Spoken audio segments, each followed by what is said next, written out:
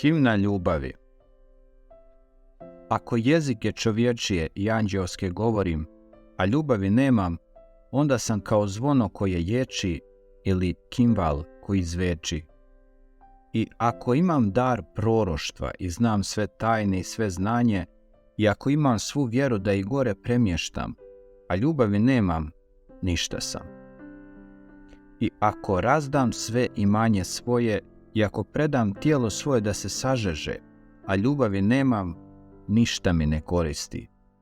Ljubav dugo trpi, blagotvorna je. Ljubav ne zavidi, ljubav se ne gordi, ne nadima se.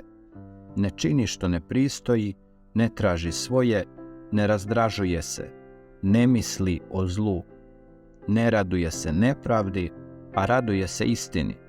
Sve snosi, sve vjeruje, svemu se nada, sve trpi. Ljubav nikad ne prestaje.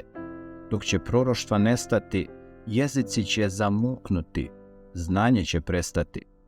Jer djelimično znamo i djelimično prorokujemo. A kada dođe savršeno, onda će prestati što je djelimično.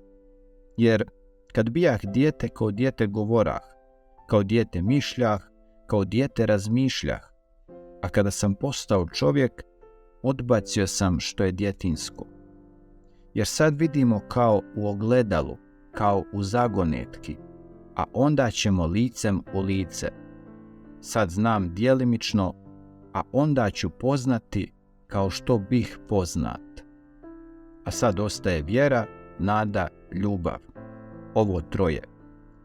Ali od njih najveća je ljubav.